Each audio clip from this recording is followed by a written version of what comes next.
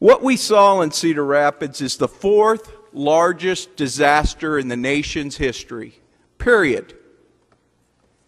I went over to Cedar Rapids and I met with their business community. I went over to Cedar Rapids and I talked to small business owners. I went over to Cedar Rapids and I talked to large business owners.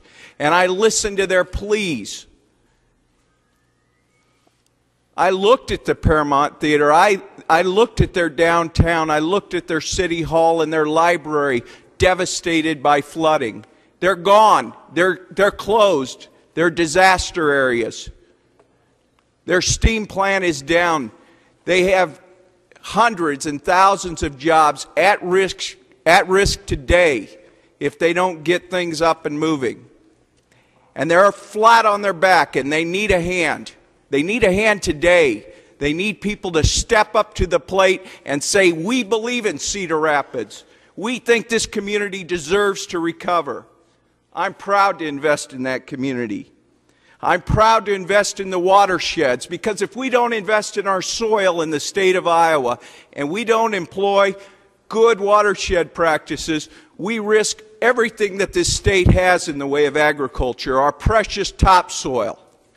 I'm proud to invest today. I'm proud to invest in alternative energy because Iowa has become a net producer and we are an exporter of alternative energy. We have the largest wind energy in the nation.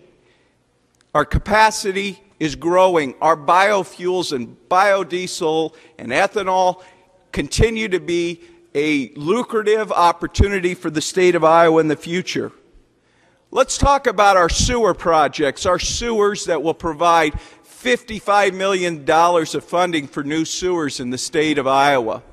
That goes directly to our clean water.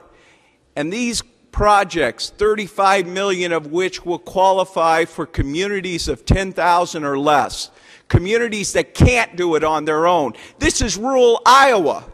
These are the people that are struggling to put the funds together to invest in their community's infrastructure. And if they could do it on their own, they'd do it. They can't. Let's talk about housing. Let's talk about the people in Cedar Rapids living in FEMA trailers today because they can't get back into their homes, which are full of mold. Let's talk about public broadband.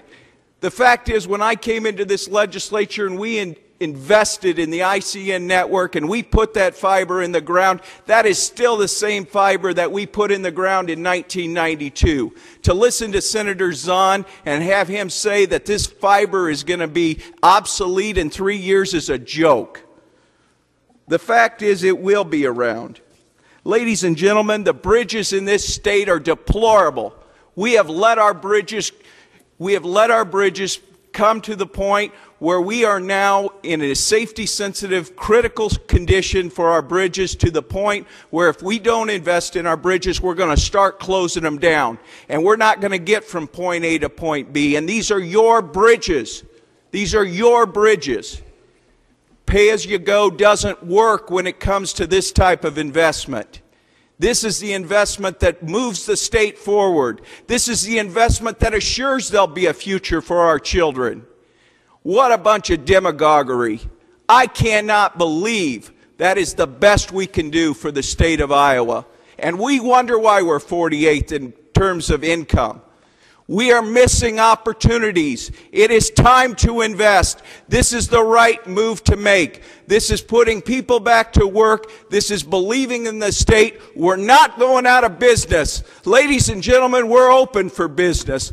I move this bill be read for the last time and placed on its passage, Senate Amendment 3359.